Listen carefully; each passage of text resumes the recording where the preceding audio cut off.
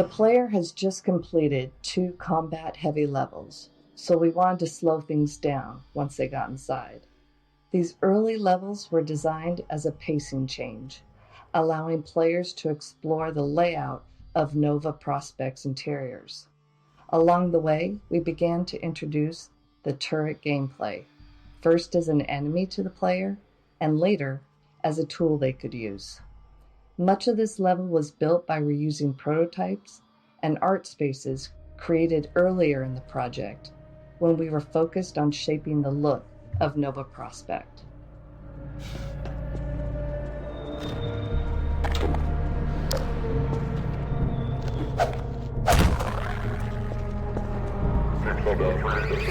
Turrets. Turrets were a useful design tool when the player had bug bait, as they could completely prevent antlions from approaching them head-on. This allowed us to create setups where the player couldn't just throw bug bait to proceed. They needed to circle around and clear the turrets so their antlions could follow. It didn't hurt that watching antlions get mowed down by turret fire was a great visual too.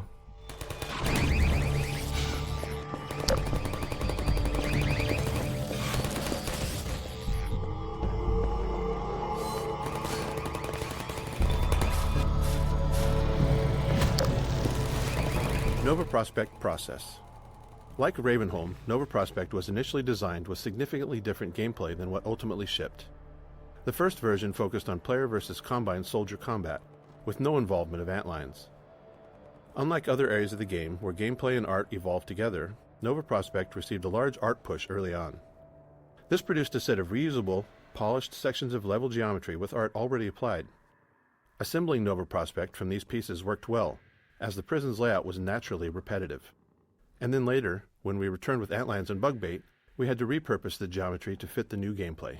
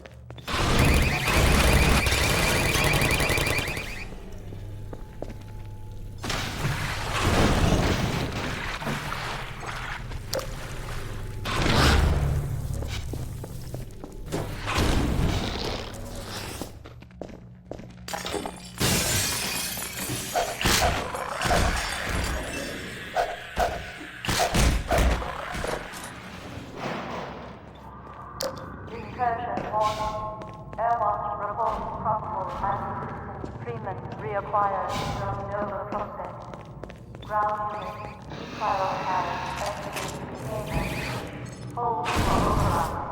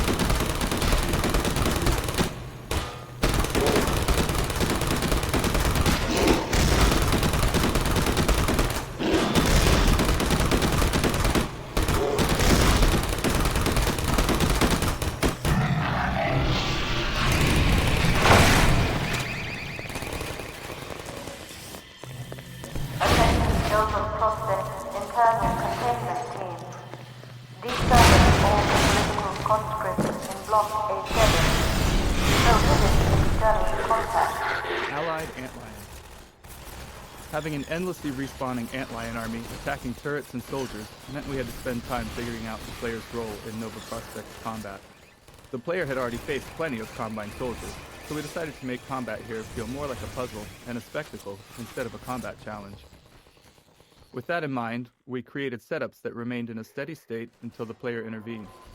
By directly killing enemies, the player could tip the balance in favor of the antlions, but we wanted to make bug bait usage especially rewarding. In many scenarios, when the player threw bug bait onto enemies, we activated additional antlion spawners, unleashing a rapid rush of new antlions into the fight. The resulting carnage was the reward that made bug bait satisfying to use.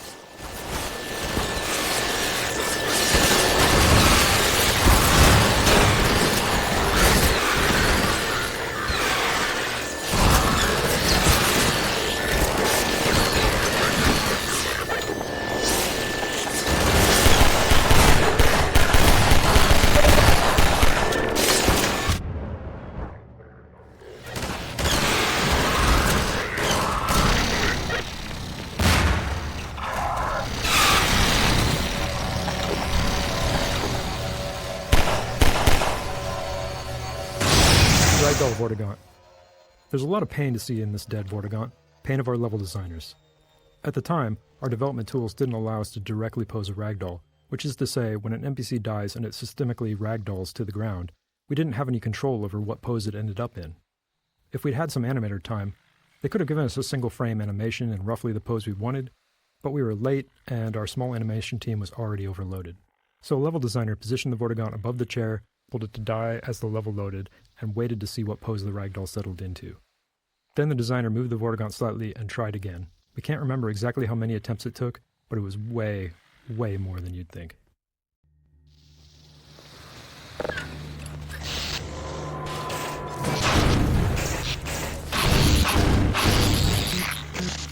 Ragdoll Vortigaunt. There's a lot.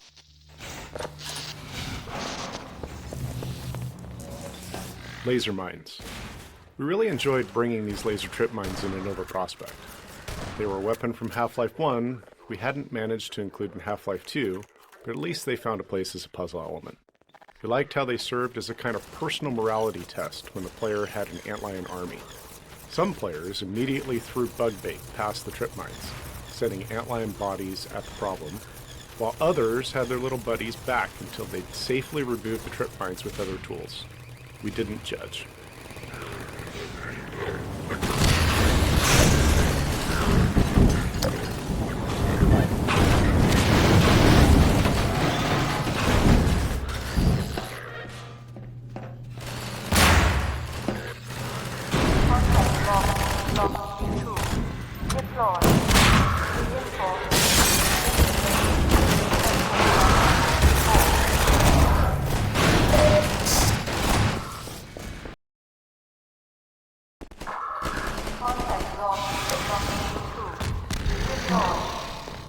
Prison 04. Throughout development, our artists created small vertical slices of environment, which we called art zoos. These zoos laid out how to use textures and props to create gameplay spaces that achieved our visual goals. However, when building the prison's gameplay track, the repetitive layout allowed us to use the art more directly. This map was initially built as the primary art zoo for Nova Prospekt, but after being used to test various gameplay prototypes, including those that eventually led to bug bait, it became part of the actual level architecture.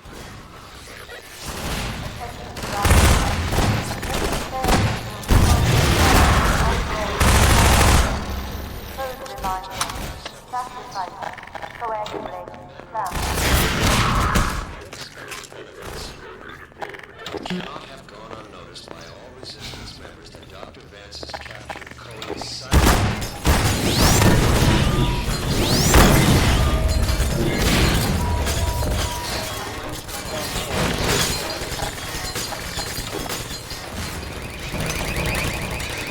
Might cause them to question his allegiance.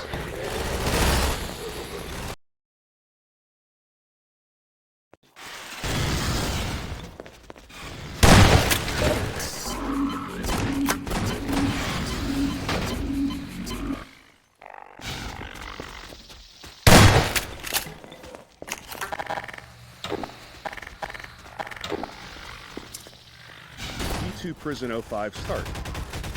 With the player able to move a large number of objects, we often ran into challenges, especially given the limitations of 2003's CPUs. One limitation was that our AI navigation system wasn't aware of dynamic physics objects, like these metal beds. While our NPC movement system could detect and avoid physics objects while moving, they were essentially invisible during navigation queries for strategic planning before movement. This was primarily due to performance limitations. We couldn't afford anything more complex. We also faced design challenges without clear solutions, like how a soldier should respond if a player completely blocked a corridor with large physics objects. To address this, we gave NPCs additional strength to push physics objects around. We then mitigated the issue through level design, widening corridors and ensuring enough empty space to handle props landing anywhere within them. This setup is a high-risk one. The combination of soldiers hiding behind beds and antlions charging for melee attacks creates a good chance of awkward interactions between the NPC movement system and the beds.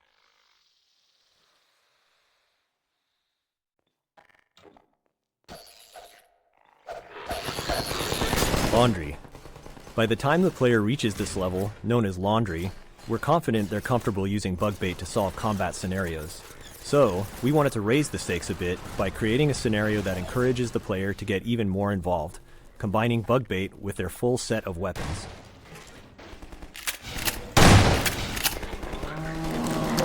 Side zombie. This poison zombie was always a highlight in playtests. Players so focused on combine soldiers, antlions, and turrets hadn't seen a poison zombie in quite some time, so its sudden appearance in the dark often created a moment of shock.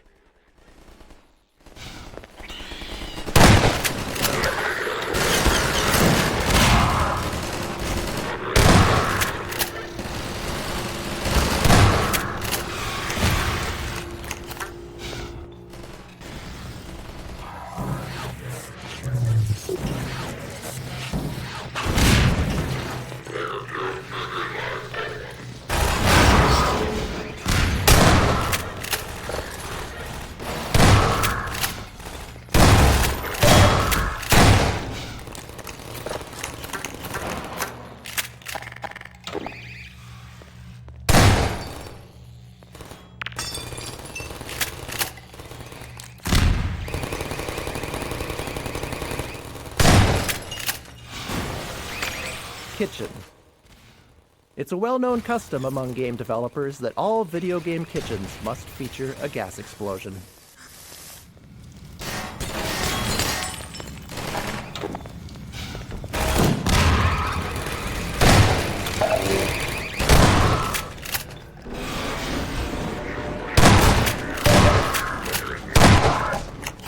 One-way drops. Players never know what's ahead of them, but they're familiar with what's behind them, so it's common for them to retreat to familiar ground when they encounter an enemy. If we've built an arena where we want the player to engage, especially for an enemy with specific geometry requirements, like the antlion guard, we need a way to prevent that retreat. A common solution is to require the player to enter the arena through a one-way drop, something you've likely noticed a few times already.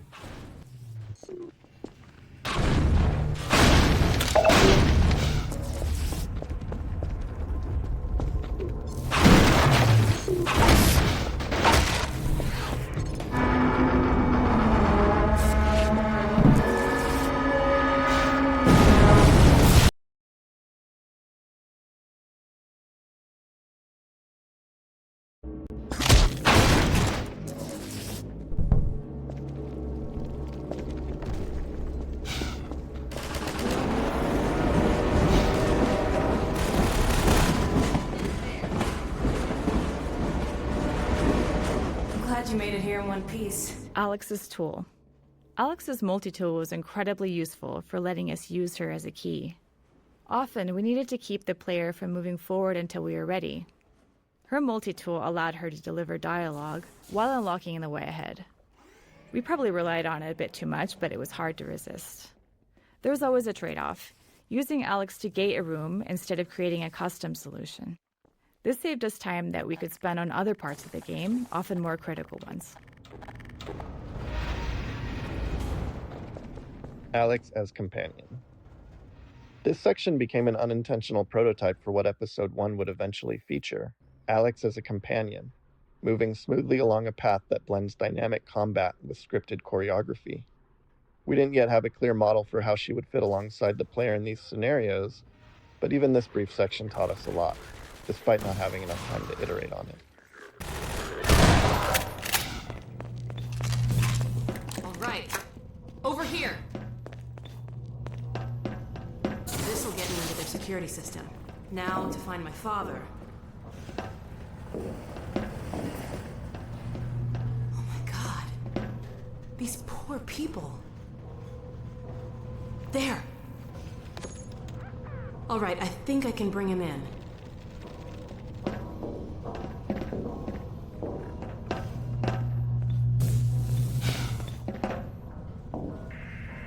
There. He's on the way. Let's go meet him.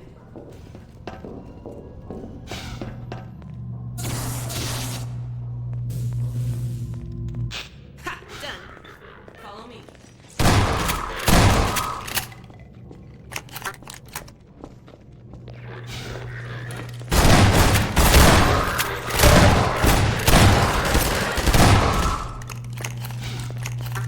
Come on.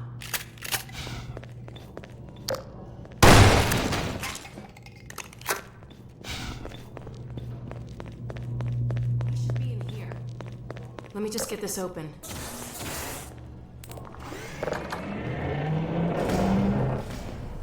There he is.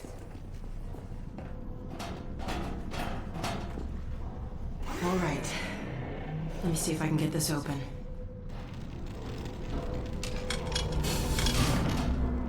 Eli in pod choreography. We wrote and recorded dialogue for the scene while still building out Nova Prospekt. At that stage, we knew Alyx and Gordon would teleport out of the prison, but none of those specifics had been worked out, so the dialogue needed to be broad enough to fit whatever we ultimately built. This led us to focus less on the player's actions and more on Alyx's vulnerability and her connection to her father. We hoped the emotion would carry the scene more than the narrative itself. Ultimately, we're aiming for the player to care about these characters and want to prioritize what's important to Alyx. It was almost working again. If he's managed to repair it, we'll end up there. If he hasn't, well, we couldn't be any worse off. It's not worth the risk, Alyx. I can't lose you. Get out while you can. We're not leaving here without you. That's final. We can't leave Judith here either. Don't worry, Dad. We'll find her. For now, I'm going to send you to the teleport chamber. I'm not saying goodbye, Dad. We'll meet you there. I know you will. I'll see you there, baby.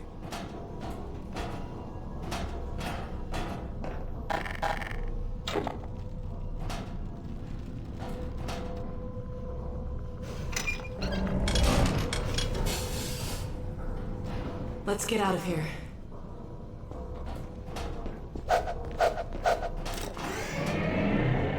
All right.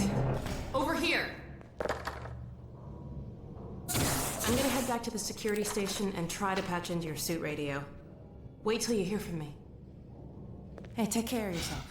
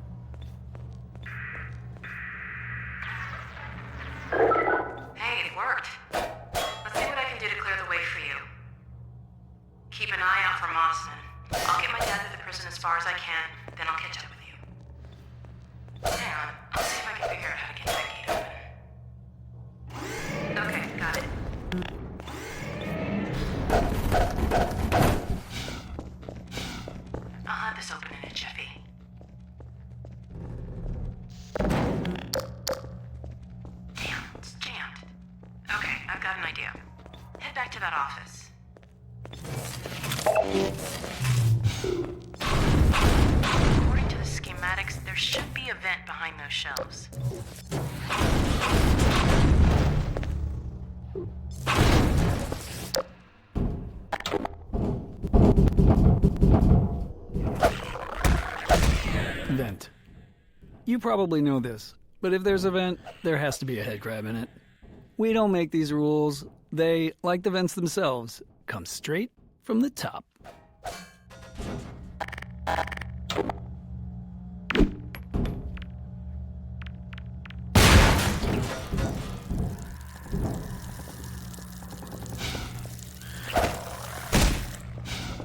I'll start working on this gate.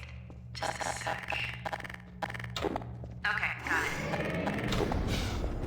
Uh-oh, look at the monitor. Look target. One of the key tools in our design toolkit is the look target, an invisible point in space that activates when the player looks at it. Designers can specify how accurately the player has to look at it, the duration of the look, and other conditions. Once activated, the look target triggers various events in the game. For example, Alyx might wait for the player to look at her before delivering a line of dialogue.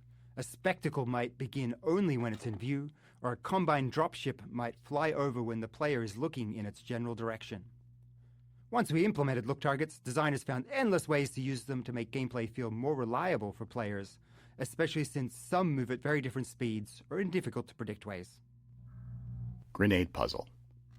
This small puzzle often caused players to get stuck during playtests because the unlimited grenade box was placed a bit behind them on their path. By this point in the game, players have fully learned to associate unlimited ammo boxes with puzzle solutions. So if a grenade box were here, they'd immediately know they needed a grenade to solve it. We wanted them to have to think a little first. Eventually, we added a subtle hint by making grenades visible on the desk through a window, just to remind players they're available. They also helped uncover a bug in a playtest when a player approached to look more closely and ended up collecting the grenade through the glass.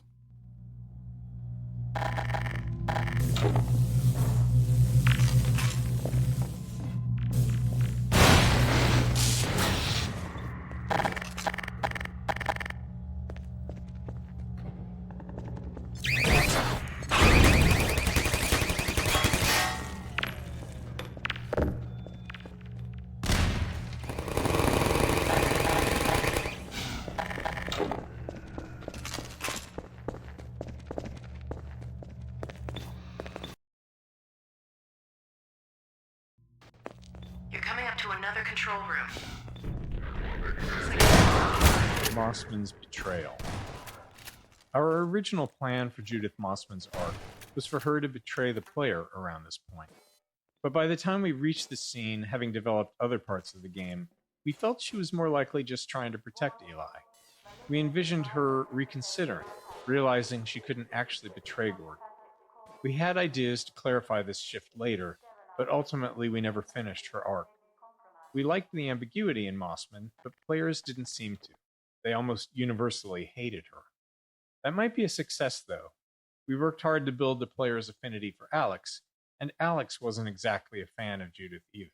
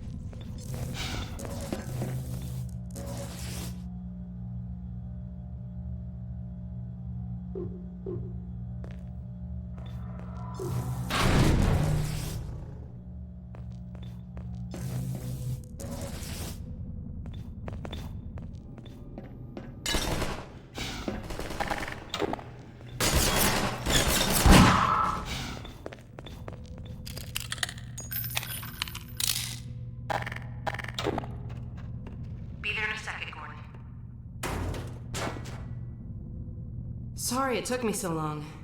Glad to see you're okay. Let's see if we can find Mossman. Mossman's betrayal. Give me better access.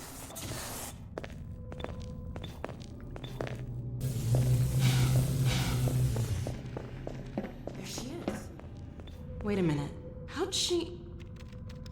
It's from your area. I'm not calling about that. What's she up to? You promised you weren't going to touch Eli.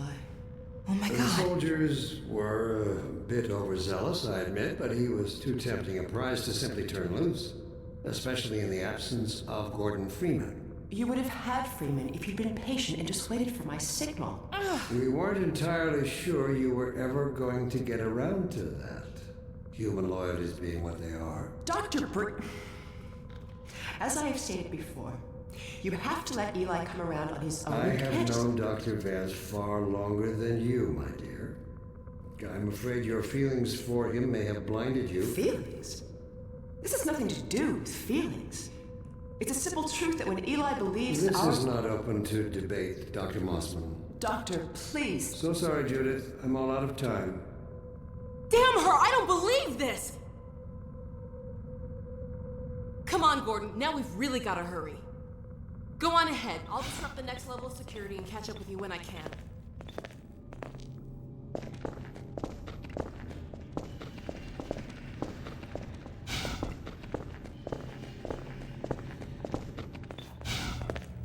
Turret training exit. This pile of trash, along with the cluttered descent down the stairs, is designed to discourage players from bringing a turret with them. While it wouldn't break anything if they did, we wanted to make it less likely. Making it inconvenient to keep the turret isn't an ideal design strategy, but it was better than nothing. Many playtesters eventually gave up and tossed the turret aside once they felt the game was trying to tell them something. Remaining stabilization team members, report containment status, please.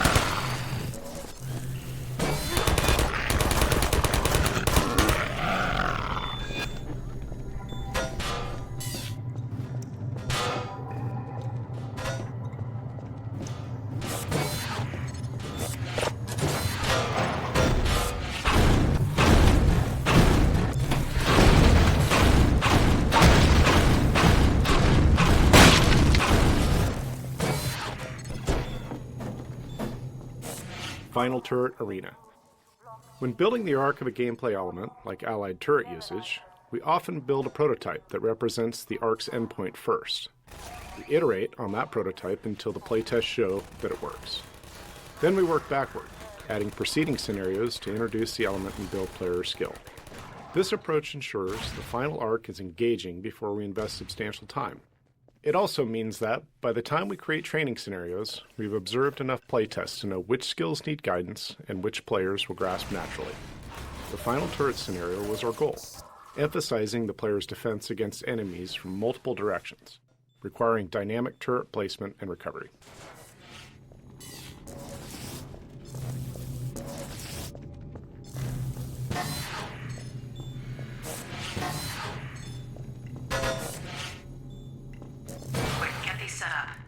I'm seeing soldiers in all directions.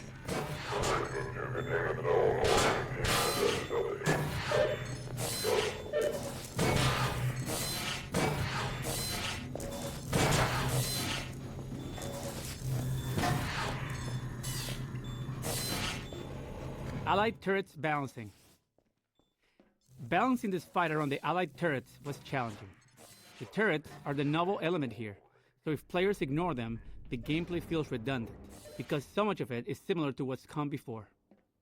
We wanted to require turret usage and reward strategic placement, but it was highly binary. Perfect placement made a fight easy, while poor placement made it very difficult. Tuning and custom soldier AI logic helped. Soldiers became better at toppling turrets by throwing grenades or flanking to knock them down. These changes made the fight less about a perfect setup and more about actively maintaining turrets, as any setup will be disrupted at some point. Playtests vary widely, with some players finding it too hard and others calling it their favorite fight. Running out of time, we ultimately made it a bit easier and shipped it, though we were unsatisfied with the final balance. More soldiers.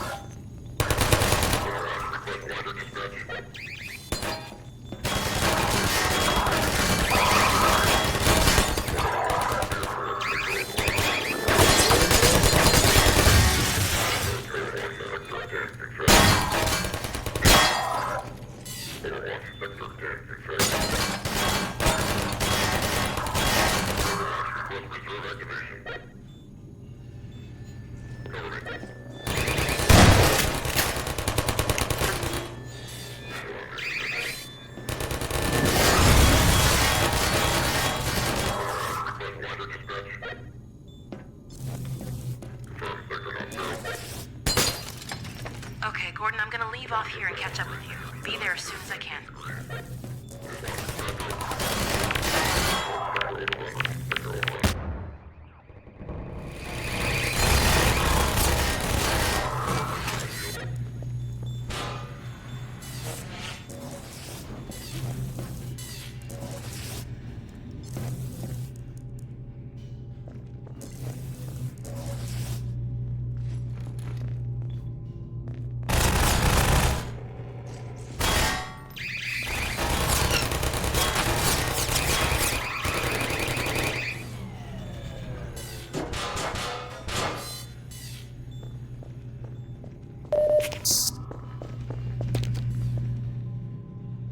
Sorry to take so long, Gordon. Looks like you could have used some help. I won't leave you again, though. Now let's track down Mossman.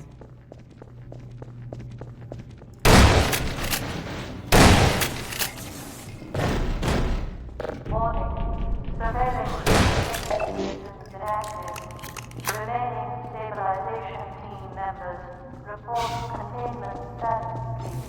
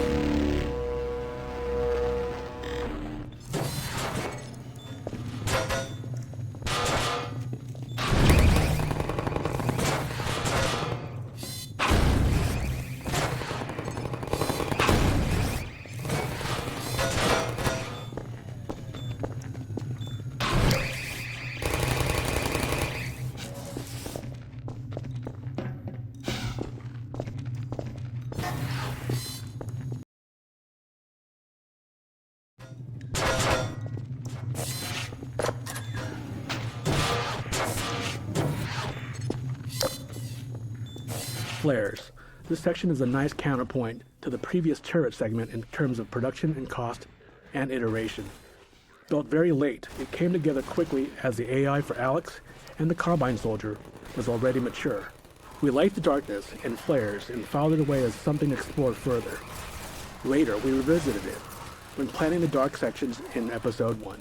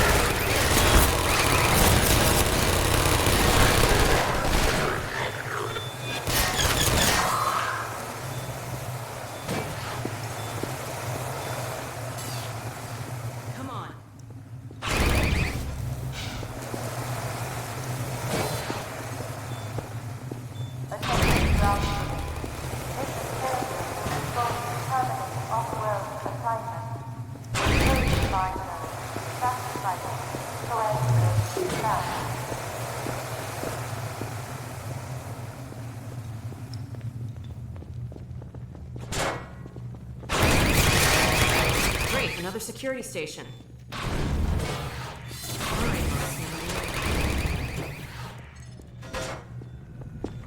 Huh.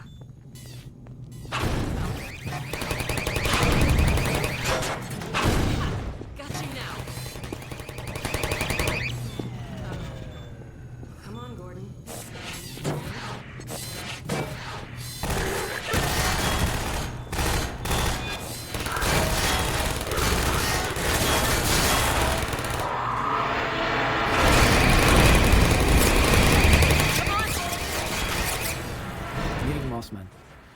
Reuniting the player and Alyx with Mossman after the betrayal scene was tricky.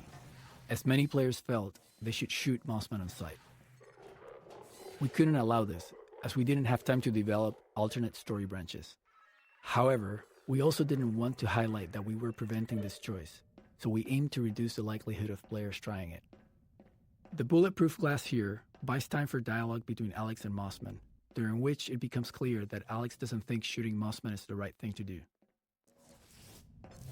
Gordon, how did you get in here? We know all about you and Brain. What? You've been a spy for the Combine the whole time. What are you talking about? Damn it! Move back, Mossman. We're coming in.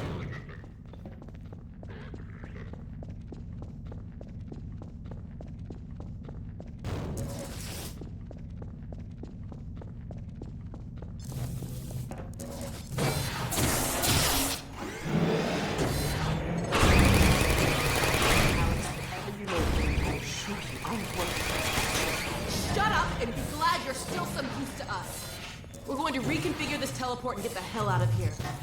You see, we're working to the same end.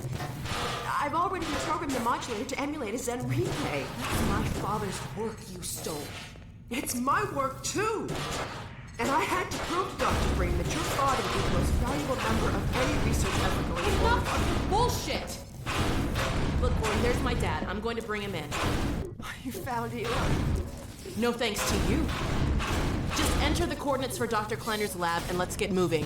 But we need access to the teleport platform and we're locked out. I'll take care of that.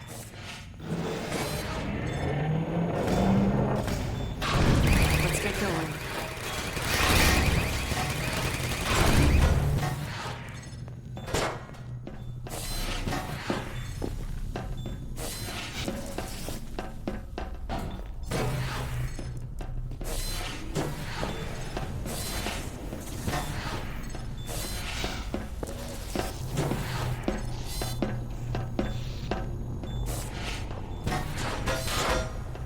Oh my god.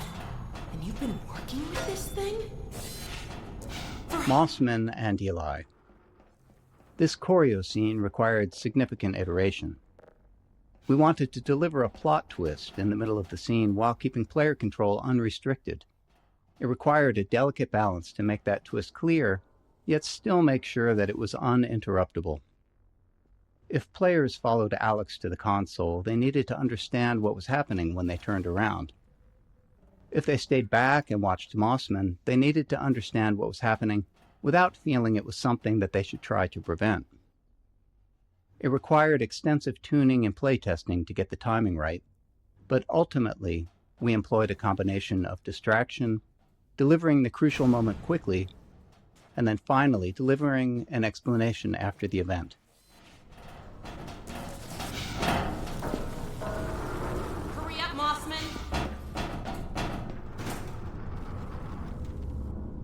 Dr. Kleiner!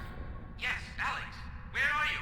We're in Nova Prospekt, and we're running the Zen emulation for the first time. Are you ready for us?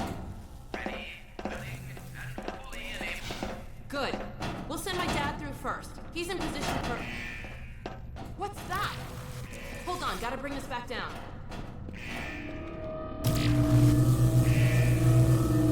No! Stop! What are you doing? I'm sorry, Alyx. It's the only way. No! Get back! What's going on, Dad! Alyx? Judith! No! What's happening?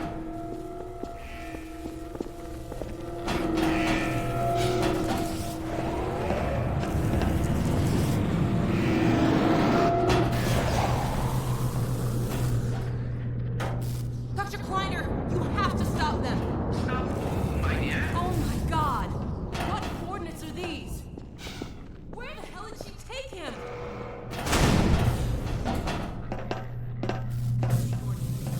Gotta reset the portal. Gordon, use the turrets!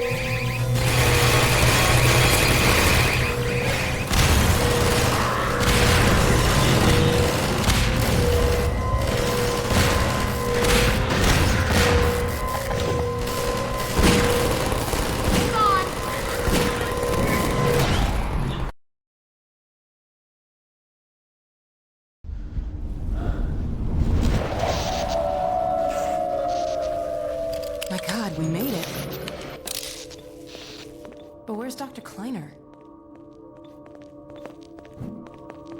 Dr. Kleiner, let us out! Alyx? Gordon? My God, how did you get here? And when? What's wrong? My dear, I had given up hope of ever seeing you again. I was afraid we might not make it either. I think the teleport exploded just as we were porting out.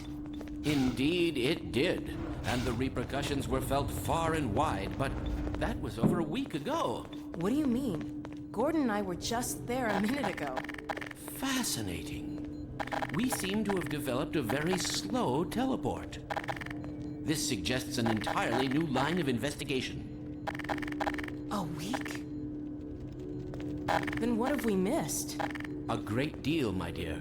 The blow you struck at Nova Prospekt was taken as a signal to begin the uprising. But what about my father? Well, that is most troubling. According to the Vortigaunts, he is a prisoner at the Citadel. We've got to get my father out. Barney has been leading a push with that very aim in mind. And another of your friends arrived several days ago. Dog, you made it! Good boy. So there, you see? It's not all hopeless. I wish I shared your optimism, Doctor. Doc, come in. Are you there? Hey, Doc, are you there? Yes, Barney, and I'm no longer alone. Alyx and Gordon have just arrived. Well, man, that's good news. I almost gave you guys up for lost. We're planning to set up a staging area for attacking the Citadel. Gordon and Dog can head your way. I want to get Dr. Kleiner somewhere safer. Then I'll meet up with you. I'll take all the help I can get. Oh, crap! Incoming! Go on, get going! Okay, Gordon, you heard him. I'll catch up with you as soon as I get Dr. Kleiner settled. Just a minute. I can't leave without Lamar. Oh, no. Where did she get to? Go on, Gordon. I'll take care of this.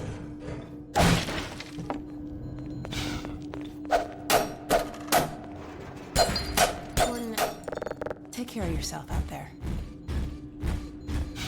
There's really no time.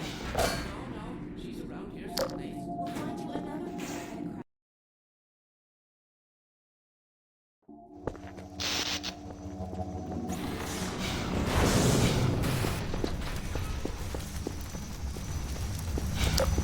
Dog combat. Dog is a really fun character, and we were always looking for ways to include him in combat alongside the player. However, getting the right scale of combat for him, meaning the appropriate environment, new enemy AI, and potentially even new enemies, quickly fell beyond the project's scope. To create a combat scenario that did justice to Dog and could stand up against the rest of the game, it almost felt like we'd be building a new game inside of the game. We knew he couldn't just run over to a soldier and throw a punch. He'd feel less impressive, without any sense of awe. He needed bigger threats to match his scale, along with interesting ways to interact with him. In the end, we chose to create a large choreographed scene, delivering on the cinematic goals for Dog in combat without incorporating extensive gameplay design.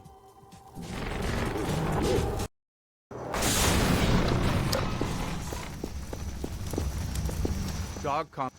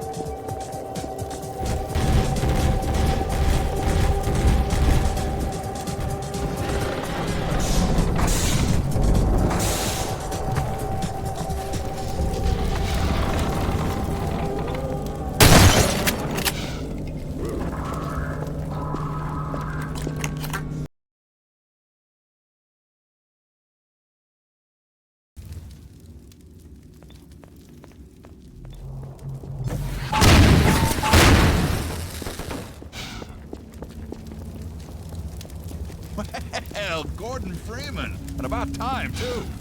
Citizen squads. Our early tests of Combine versus Citizen street fights revealed an issue. Without boundaries, combat AI could drift significantly away from the player. Soldiers might retreat to reload and take cover, and Citizen AI would give chase. We needed a way to align the citizens' actions more closely with the player's goals, keeping them aware of where the player was heading and which enemies the player wanted to engage.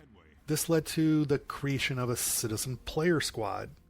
The Citizen AI used the squad to move with the player, engaging the same enemies and providing a basic interface for the player commands. We initially had a more complex command system, but it quickly became unwieldy, so we scaled it back. Once we'd established the Citizen Player Squad and started building scenarios around it, we found it created other interesting opportunities. Playtesters began to care about specific squad members, so we added more to their design.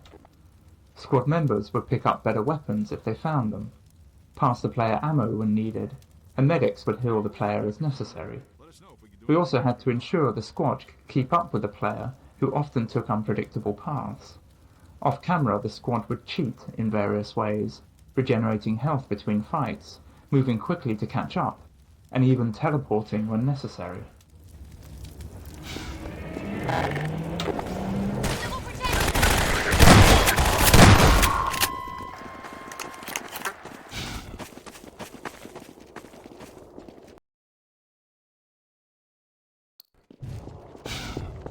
This corrugated metal panel was deliberately placed over the hull to encourage players to switch to the gravity gun and remove the obstruction.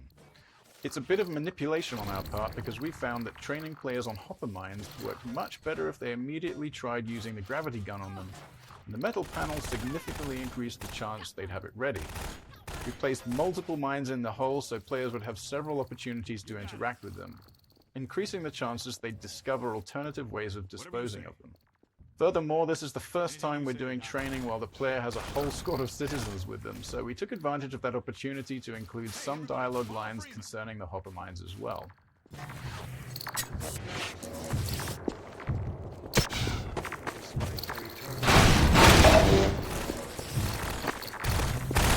AI behaviors. One piece of AI technology we developed for Half-Life 2 was the behavior system. Behaviors were chunks of AI gameplay code that guided NPCs in specific situations. For example, we had a lead behavior that enabled an NPC to guide the player, and a follow behavior allowing an NPC to follow the player or another NPC.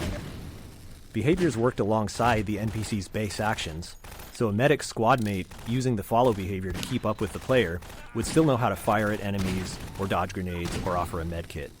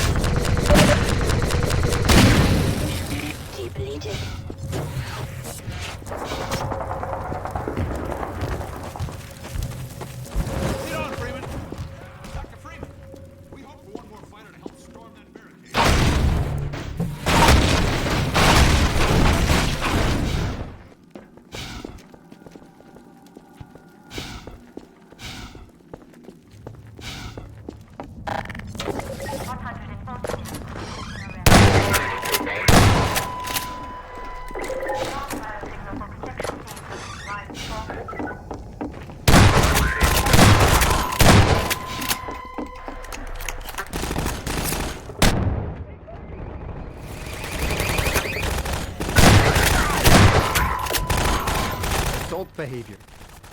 The most complex behavior we built for Half-Life 2 was the assault behavior, which is used throughout this section of the game. It allowed level designers to set up combat scenarios with combined soldiers and citizens, establishing battle lines between them and controlling how those battles played out based on the player's action. NPCs involved in an assault would try to find smart firing positions and use cover based on the battle line's location. As the player advanced down a street, they might push the battle line forward, causing allied citizens to advance while enemy soldiers fell back. Alternatively, a player might need to knock over some combine turrets or take out a soldier behind a barricade to move the battle line forward.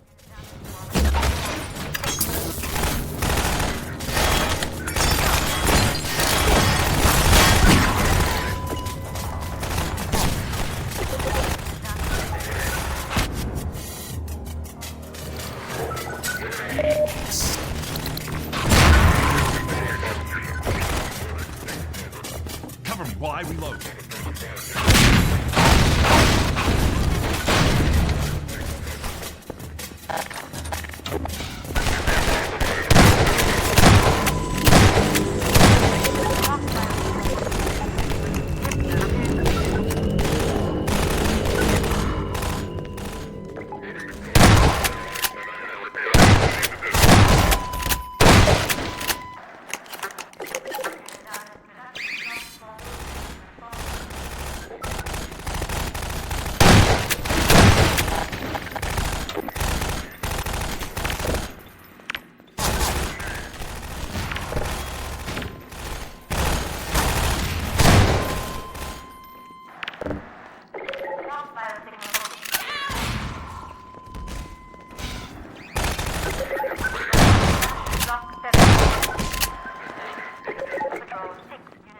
You'd better reload.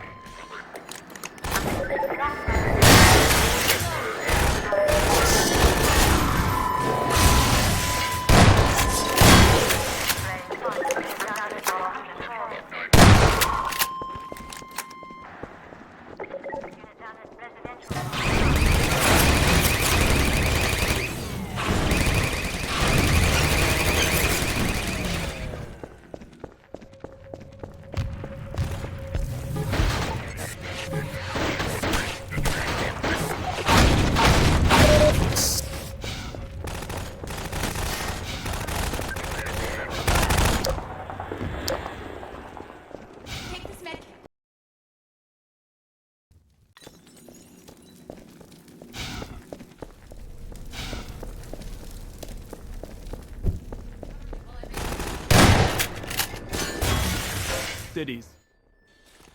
One of the trickier challenges in this section was figuring out how to give the player the sense of being in a sprawling city, when our performance budgets wouldn't allow us to render anything like one. This led us to focusing on tightly packed tenements, underground garages, subway tunnels, culverts, and the like. All places that are in cities, but generally prevent being able to see the horizon. We then supplemented that style of level design with vista locations, where the whole space is dedicated to providing an expansive view to the player. In those, we could devote our entire performance budget to the view, and not have to save any of it for enemy AI or combat.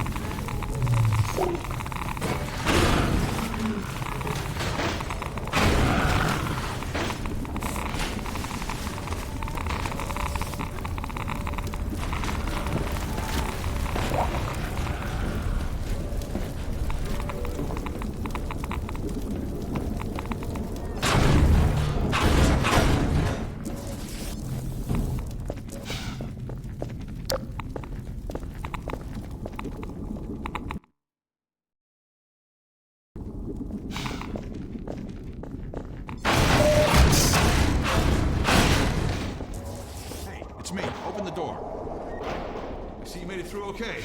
Figured you would.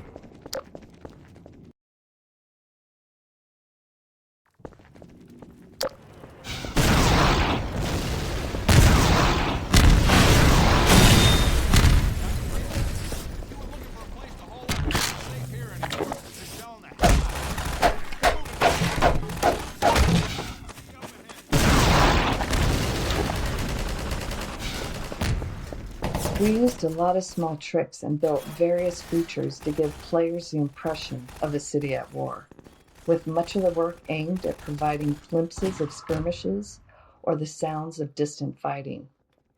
Look targets help make something happen every time a player looked through a window, while tools like tracer markers allowed designers to create fake tracer fire between 2 points.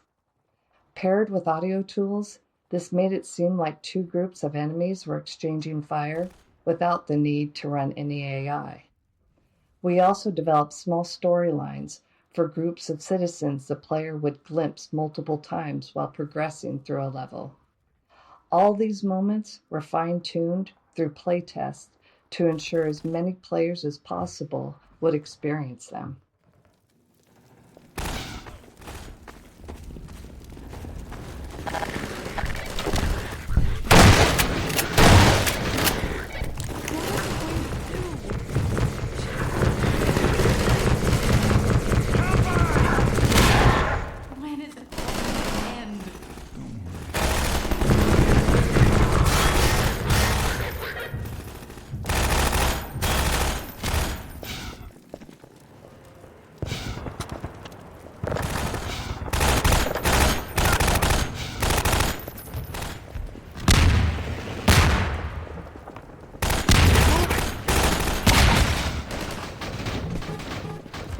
Hey, it's me. Open the door. What's the password? Password. Come on in. Sorry, Freeman. Run for your life! No!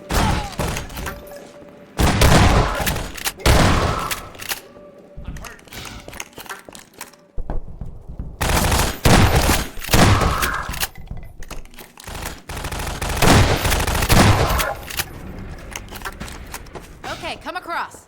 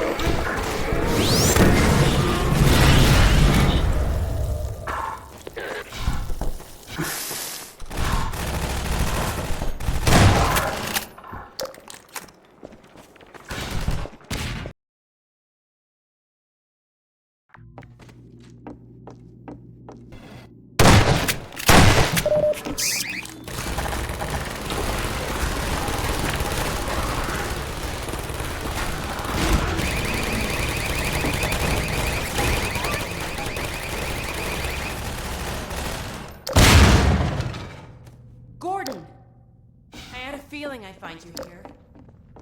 I've got Dr. Kleiner in a safe spot. Now we can join up with Barney. There's a command center downstairs. I'm hoping to find information about generator locations. Ready? Let's go.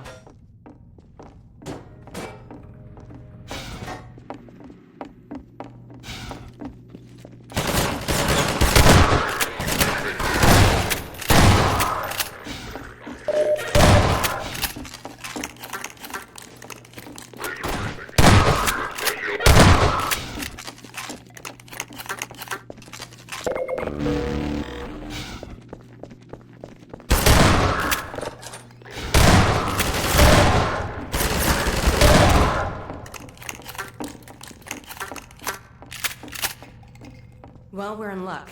There's a generator in the square outside. We're trying to disable as many as we can to loosen the Combine's grip on this sector. It'll take me a few minutes to expose the core, then I'll need you to hit it with a burst from the gravity gun. In the meantime, watch my back. You were amazing back there, Dr. Freeman. And I feel sorry for anyone who put down a security deposit. Let's go.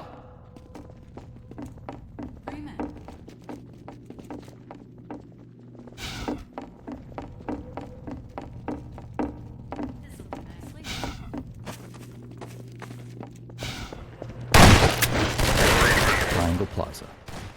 This plaza battle was a complex setup using the assault behavior with two converging battle lines, one for each force field. As the soldiers enter from behind the fields, their battle lines prevent them from individually rushing into the plaza. As the fight escalates and the soldiers build up, the battle lines start to move towards the center of the plaza, which will cause the soldiers to overwhelm the player if they're not repelled.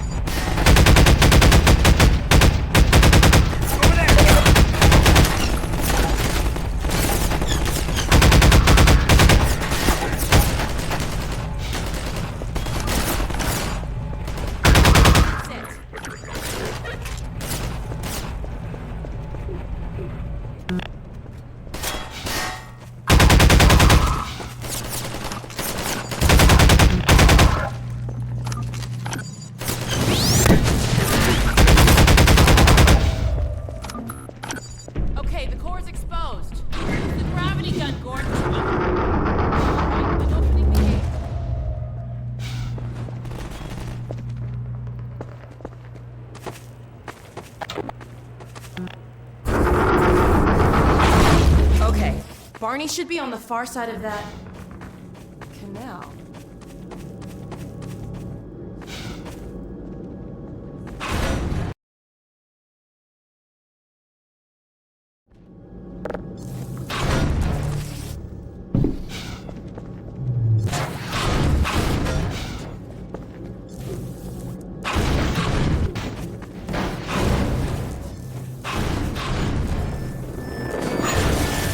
Tunnels. When developing the AI behavior for an NPC, we found it useful for the AI programmer to have a test map in which to experiment. That map would often evolve into an environment specifically designed to showcase the NPC's unique capabilities. Later, when the AI was ready for use by level designers, the test map served as a valuable point of reference. Without it, designers could accidentally build scenarios that made an otherwise interesting AI less engaging. In some cases, we were able to incorporate these test maps directly into the game. This small section, for instance, started as the tunnels used to develop the Manhack's AI.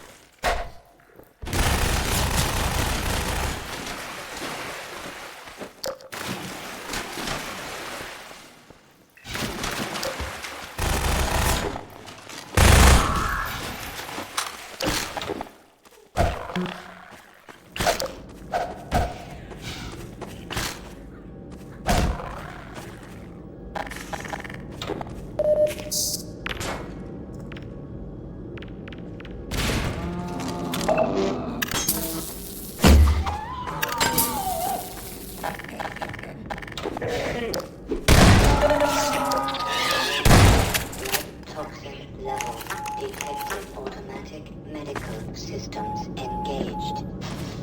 Morphine administered.